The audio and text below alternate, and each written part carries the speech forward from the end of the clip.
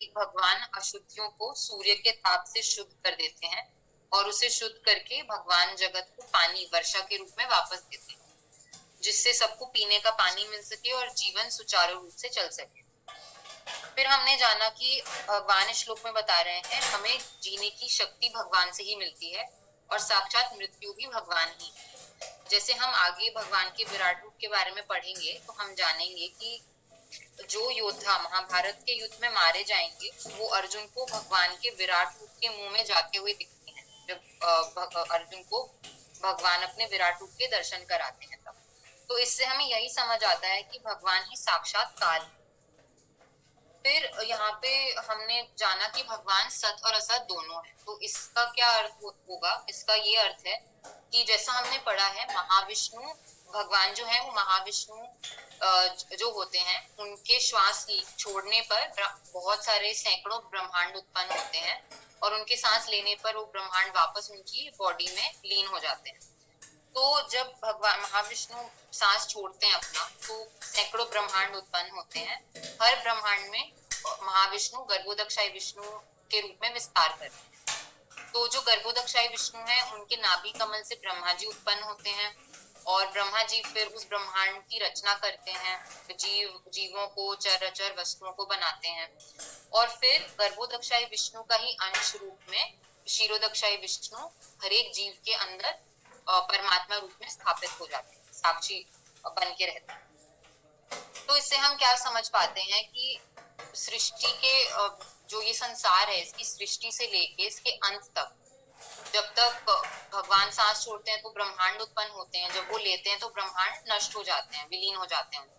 तो ये जो पूरा साइकिल है ये सब भगवान के ही द्वारा कंट्रोल होता है। ये पूरा साइकिल क्रिएशन, पालन करना, सृष्टि करना, पालन करना, संहार करना सब भगवान के ही हाथ में है। भगवान ही इसको कार्यरत रखते हैं। फिर हम एक और चीज देखें तो हर चीज का सोर्स अगर हम देखें कुछ भी संसार में है तो उसमें हम भगवान को ही अल्टीमेटली उसका सोर्स हम समझ पाएंगे।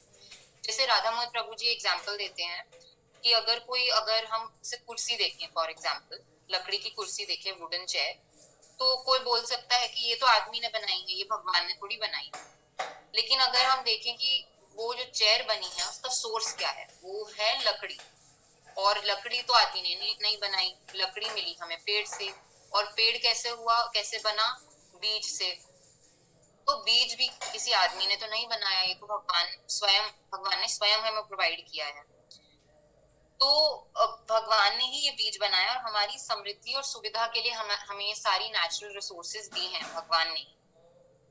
तो ऐसे ही अगर हम किसी भी चीज को उठा के देखें तो हमें पता यहाँ पे कहा गया है कि सोर्स और भगवान है। यानी जीव, जैसे हमने पहले डिस्कस किया, जीव जो है इसलिए यहाँ पे कहा गया है कि सत और असत दोनों भगवान यानी हैं उन सब में भगवान ने पहले डिस्कस किया। जीव तो भगवान ही सत असत दोनों है, यानी आत्मा और पदार्थ दोनों है। लेकिन हमें ये ज्ञान कब आएगा? किसी नॉर्मल आदमी से पूछो तो वो इस चीज को नहीं समझ पाएगा, भगवान के दर्शन हर वस्तु में नहीं कर पाएगा। तो हमें ये ज्ञान कब आएगा कि भगवान ही सत असत दोनों है, आत्मा पदार्थ दोनों है? जब हम भगवान की वाणी का श्रवण करेंगे, जो है भगवत गीता, शास्त्रों का जब हम अध्ययन करेंगे, जब हम भगवान का भजन कीर्तन करेंगे और जब हम भक्ति में उन्नति करेंगे, तभी हम हर जगह, हर चीज, संसार की हर चीज में भगवान को देख सकते हैं। इसलिए यहाँ पे प्रभुपाद जी कहते हैं तात्पर्य में कि कृष्ण भावना भावित व्यक्ति के लिए आत्मा और पदार्थ में कोई भेद नहीं है, क्योंकि वो दूसरे जीवों में सब में भगवान को ही, भगवान का अंश ही देखता है हर चीज में। तो दूसरे जीवों में और हर चीज में, आत्मा और पदार्थ दोनों में भगवान कृष्ण के ही दर्शन करते हैं। फिर हम आगे देखते हैं, हम ये भी नोटिस करते हैं कि ये जो भौतिक जगत है, जैसा प्रभुपाद जी ने बताया है तात्पर्य में, भौतिक जगत भी भगवान कृष्ण ही है।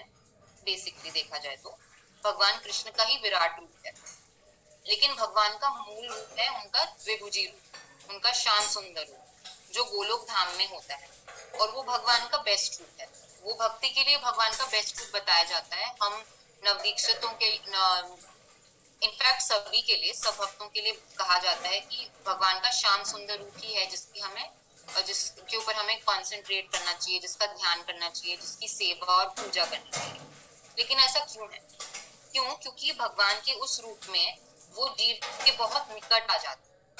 वरना भगवान का तो इतना सारा ऐश्वर्य है, वो ऐश्वर्यों के स्वामी है, षड ऐश्वर्यों के स्वामी है, जैसा हमने पढ़ा था कि जीव अगर भगवान के ऐश्वर्यों को अगर माइंड में रखे तो पूरी तरह से संकुचित हो जाएगा, वो भगवान से उतना प्रेम पूर्वक, उतना भाव से कनेक्ट नहीं हो पाएगा।